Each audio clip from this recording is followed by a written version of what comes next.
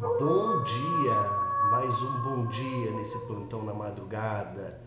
Hoje são 2 horas e 54 minutos.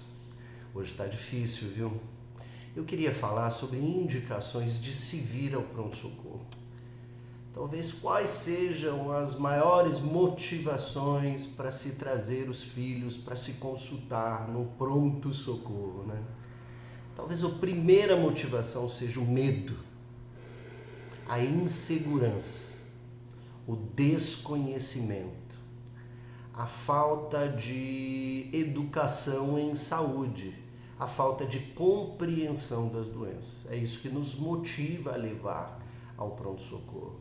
Porque não é possível, gente, qualquer indicação ser um motivo para se consultar imediatamente no pronto-socorro com alguém que você não conhece. O pronto atendimento, ele foi feito de fato para atender as emergências, ou seja, os traumas, as contusões, os cortes e queimaduras e as doenças agudamente que acometem as crianças de forma com que elas tenham algum risco, né? E aí, no meio disso, existem doenças leves, doenças moderadas e até sintomas graves. Os principais sintomas de gravidade talvez sejam aqueles na pediatria que acometem os quadros pulmonares, respiratórios, né? Toda falta de ar, todo desconforto respiratório tem que ser encaminhado, sem dúvida, ao pronto atendimento.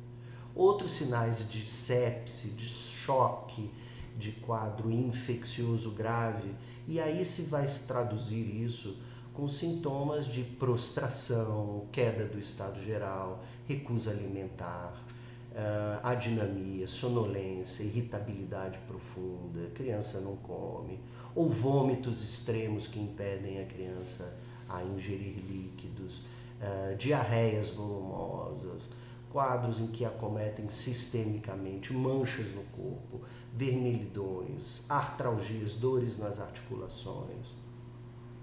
Qualquer coisa que deixe a criança com um estado clínico onde a gente perceba claramente que ela não está bem.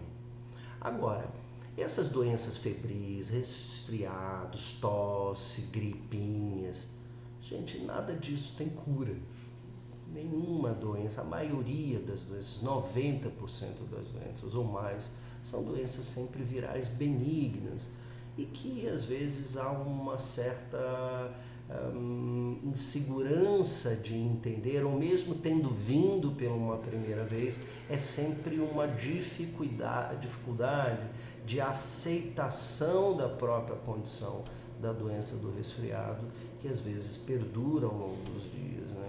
Até alguém dar um diagnóstico, é o ouvido, é a garganta, é a pneumonia, ou dar um diagnóstico e um antibiótico, né?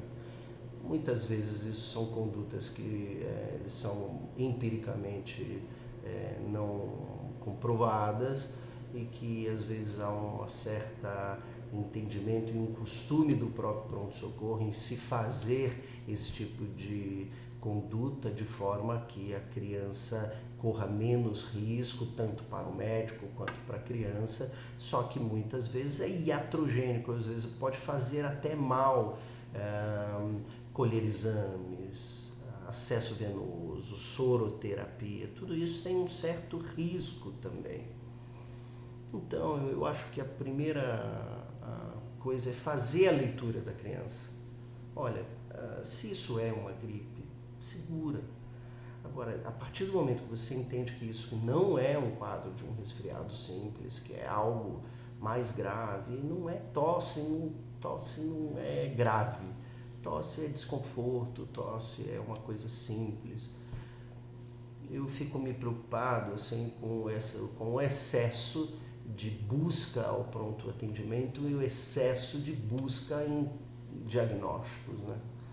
Que às vezes podem criar uma ansiedade maior, dando condutas desnecessárias. Agora, temos que saber fazer a leitura do caso quando é grave. Então, nada melhor do que ficar de olho no estado geral. e na leitura da sua criança. Se não estiver bem, sempre traga o pronto atendimento, mas vamos ter uma consciência de que as doenças gripais, elas são muito comuns, né?